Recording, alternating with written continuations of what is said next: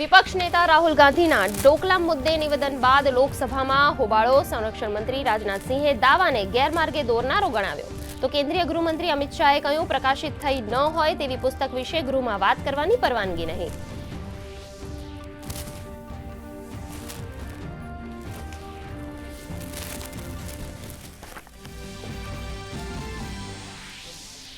Budget 2026-27માં જામનગરમાં WHO upgradation કરવાના નિર્ણયને જામનગર ITRA ડાયરેક્ટરે ગણાવ્યો અને વધાવ્યો. કહ્યું, વૈશ્વિક સ્તરે આયુષ પદ્ધતિને મળશે નવી ઓળખ. તો રિફોર્મ, પરફોર્મ અને ટ્રાન્સફોર્મ એ મોદી સરકારની ઓળખ હોવાનું જણાવતા પ્રદેશ ભાજપ પ્રમુખ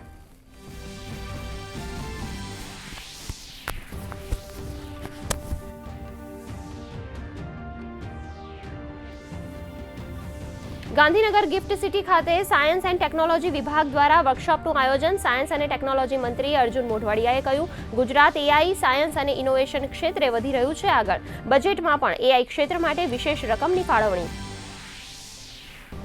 કૃષિ મંત્રી જીતુભાઈ વાઘાણીએ ગુજરાત નિયંત્રણ બજાર સંઘ સાથે યોજી બેઠક. માર્કેટયાર્ડના પ્રશ્નો, સબસિડી અને ચૂંટણી બાબતે કરી ચર્ચા.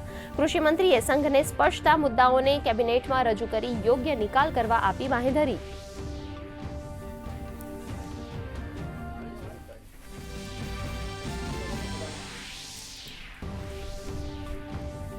જૂનાગઢ અને રાજકોટમાં બોમ્બની ધમકી મળતા તંત્ર સતર્ક. જૂનાગઢ ડિસ્ટ્રિક્ટ કોર્ટને બોમ્બથી ધમકી મળતા પોલીસ તંત્ર હરકતમાં. તો રાજકોટ કલેક્ટર કચેરીમાં સંદિગ્ધ વસ્તુ નહીં મળતા તંત્રનો હાશકારો.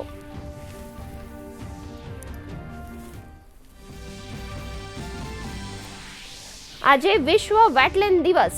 પૃથ્વી પર વેટલેન્ડ સેલ્ફ આસિસ્ટન્ટ સિસ્ટમ તરીકે કાર્ય કરી પ્રકૃતિનું સંતુલન જાળવવામાં નિભાવે છે મહત્વપૂર્ણ ભૂમિકા.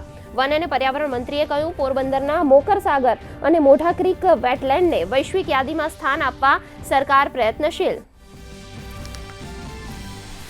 ઉત્તર ભારત ઠંડીનું જોર યથાવત રહેશે. હિમાચલ પ્રદેશમાં બરફવર્ષાથી જનજીવનને અસર. તો રાજ્યમાં ઠંડીમાં આંશિક રાહત.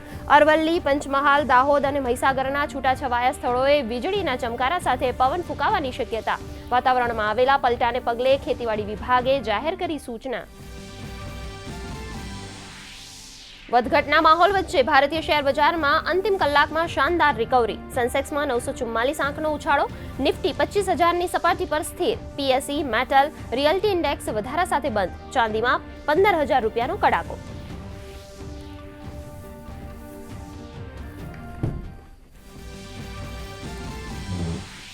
પાકિસ્તાન દ્વારા પસંદગીની મેચો રમવાના નિર્ણયને ICCએ ગણાવ્યો વૈશ્વિક રમત. રમતગમત સ્પર્ધાની મૂળ ભાવનાથી વિપરીત. કહ્યું, PCB દ્વારા સત્તાવાર નિવેદનની જોઈશું રાહ.